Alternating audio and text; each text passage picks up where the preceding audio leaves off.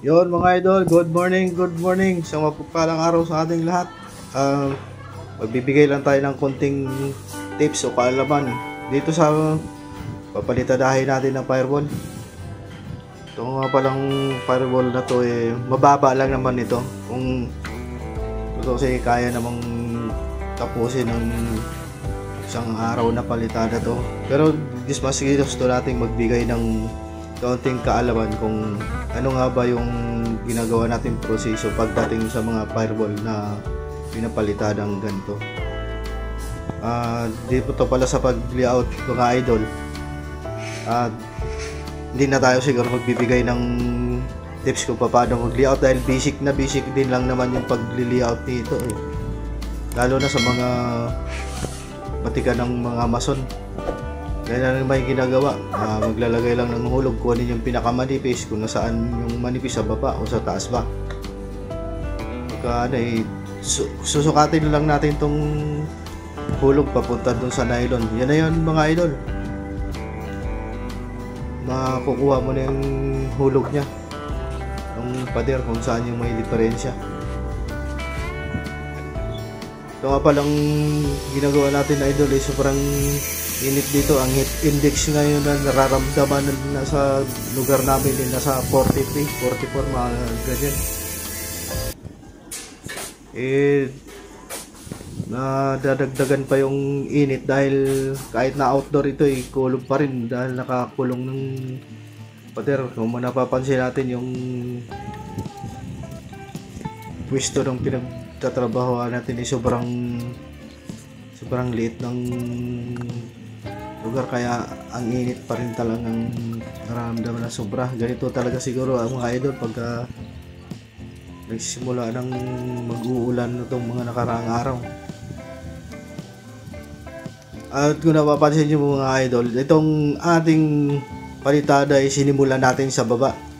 Mayroon tayong paliwanag yan mamaya kung bakit nga ba sa baba natin sinimulan. Siguradong marami ang tataas ang kilay dito kung bakit namalitada sa baba sinimulan.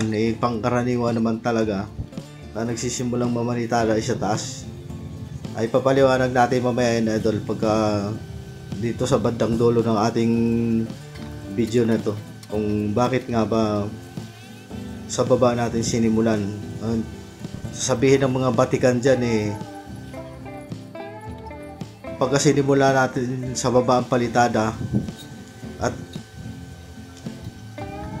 gumawa na naman tayo doon sa taas dudumi yan. Natural yan na dudumi dahil inuna nga natin sa baba Meron lang tayong gustong ipaalam na mukhang nakakalimutan o tips na rin sa mga baguhan na rin na nagmamason.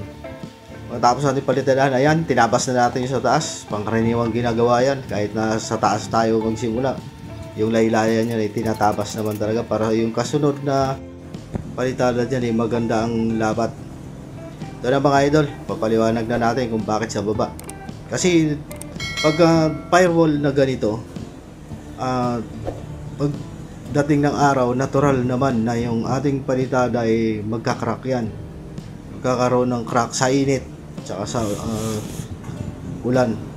Ang iniiwasan natin dito, bakit sa baba natin sinimulan, pag nag-crack yung dugtungan na yan, hindi papasok ang tubig ulan dito sa dugtungan natin. Pagka sa taas tayo magsimula, ang tabas kasi yan pababa. Pag nag-crack na ang palitada, papasok yung tubig. Kung napapansin natin, yung matagal ng panahon ng mga palitada sa mga firewall, nagtataka yung ating mga customer kung bakit mayroong tubig na pumapasok.